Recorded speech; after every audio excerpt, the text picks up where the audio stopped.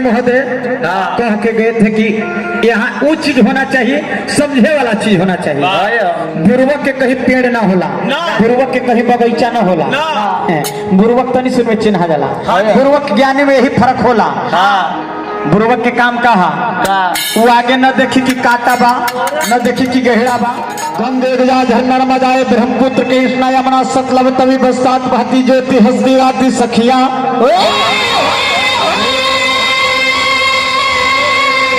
वक्रतुंड महाकाय सूर्यकोटि संप्रवाय निर्विघ्न क्रमदेव सरोकार से बुद्धि रूपेण जंस्वा हृदय से सर्वदा देवी नारायणी नमोस्तुते।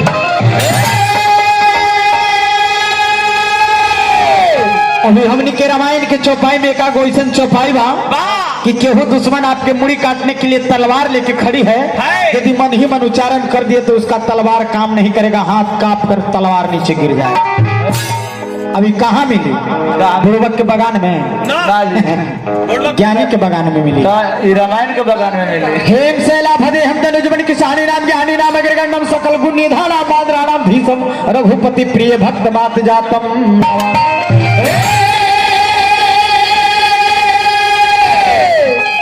कर्पूर गौरम करुणाय अवतारम संसार सार भुजगेंद्रहारम सदा वसंतम हृदय रविंद भवम भवानी सहितम। दरबार में चले कहा बबुआ, जौना दरबार में हम व्यास से ना हम प्रमाण में पढ़ी ले और देवी देवता से हम बोली ले, हाँ लड़ी ले, तारा ऐसा मौत से ना लड़ी ले।